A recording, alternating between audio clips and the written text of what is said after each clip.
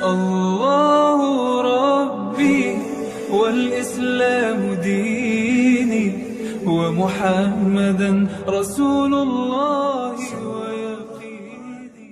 Ada satu perbuatan dosa yang pasti di dunia dirasakan. Apa itu? Durhaka pada orang tua.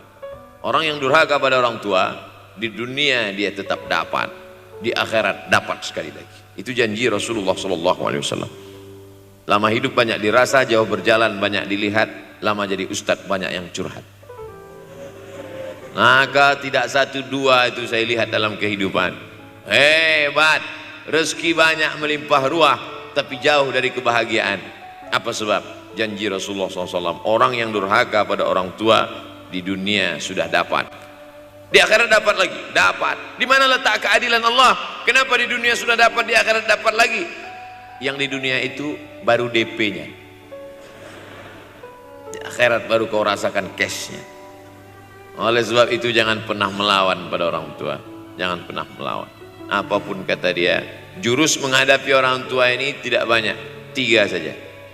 Kalau dia marah-marah, kalau dia cerewet, kalau dia ngamuk-ngamuk, pertama diam. Pulang kampung marah aja. Saya bolak-balik kirim uang belanja, kenapa kamu IP-nya 2,0?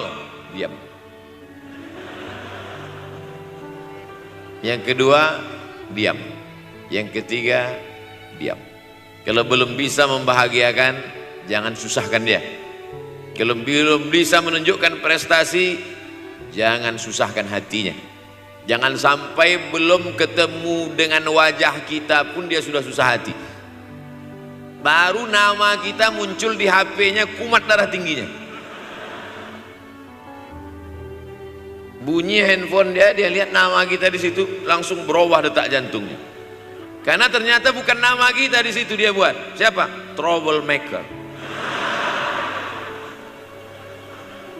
Oleh sebab itu jangan susahkan orang tua. Saya tidak ujuk-ujuk langsung jadi ustadz. Saya sempat jadi mahasiswa terlama di dunia.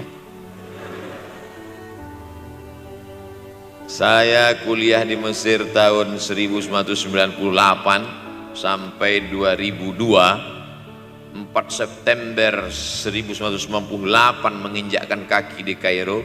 November pulang tahun 2002. Tidak pernah sekalipun saya menyusahkan orang tua saya. Tak pernah saya minta uang pada mereka. Sampai almarhumah emak saya bertanya, kau makan apa di sana? Makan nasi, saya bilang. Dari mana dapat uang? Beasiswa saya cukup, mak. 162 pon.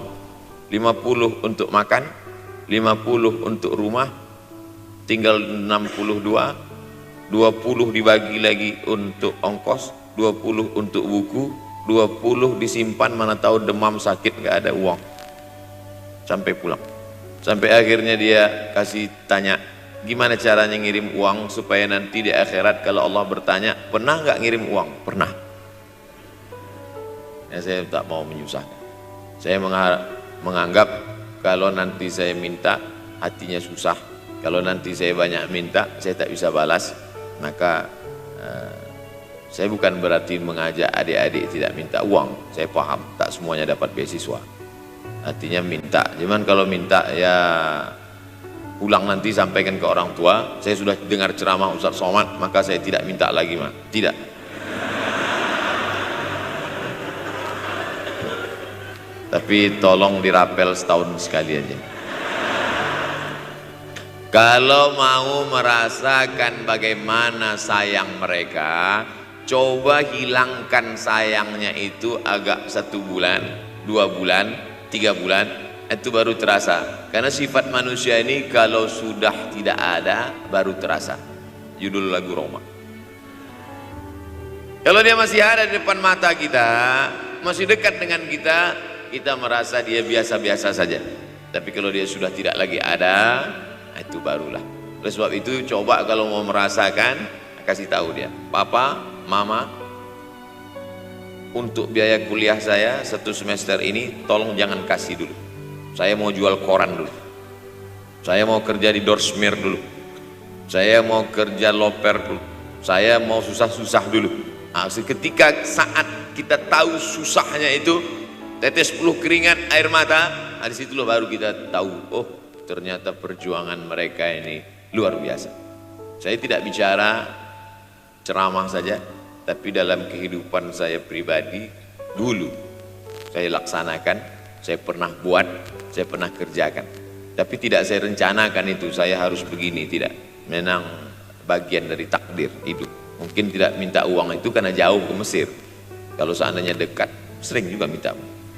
Nah, memang dikondisikan saya untuk terbang jauh ke Mesir, lalu kemudian setelah jauh itu tidak meminta, tapi kemudian setelah pulang berjumpa sempat bersama orang tua. Bulan Maret 2019 kemarin baru meninggal dunia ketika saya sedang ceramah di Madura, Pulau Madura, diundang oleh sahabat saya, kakak kelas di Mesir dulu, Dr. Fauzi Tijani. Dan pagi itu rencananya mau ziarah ke makam Kiai Khalil di Pulau Madura. Begitu mau ziarah langsung dapat SMS segera pulang karena orang tua meninggal dunia. Akhirnya saya langsung ke airport Surabaya dan langsung pulang. Sebelum malam sudah tiba pemakaman. Artinya apa?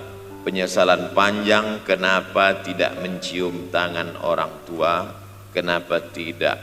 Karena saya pikir masih lama ya. Nah, ini satu kekeliruan. Di mana-mana selalu saya sampaikan, jangan pernah berpikir usianya masih lama walaupun dia sehat. Karena sehat walafiat, tidak ada kurang satu apapun. Masih lama. Ternyata apa yang terjadi? Berangkat hari Sabtu, hari Ahad tausiah, hari Senin pagi, tanpa sebab, tanpa penyakit. Oleh sebab itu kalau masih hidup orang tuamu di rumah, pulang. Tapi jangan ini jadikan alasan. Besok nggak masuk kelas, gimana? Pulang semua.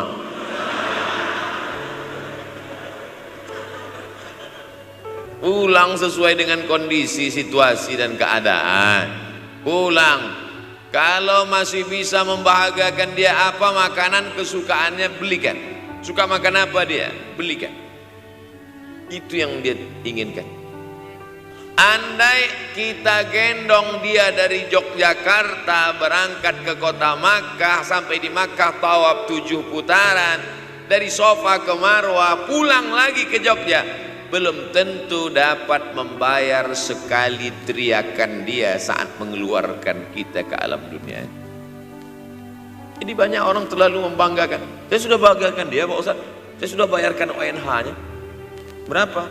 Baru DP aja. Sudah merasa berbakti kepada orang tua? Belum. Makanya digunakan kata birrul walidain. Kenapa Allah tidak menggunakan kata husnul walidain? Hasan baik, jayyid baik, thayyib baik, khair baik, tapi yang dipakai birrul walidain. Hanya satu-satunya kata untuk orang tua dipakai birrul walidain, karena kata birru adalah sifat Allah SWT. Makanya di antara asmaul husna ada al-barrut tawwab. Allah yang punya sifat itu. Allahu Rabbi wal Islam dini wa Muhammadan Rasulullah.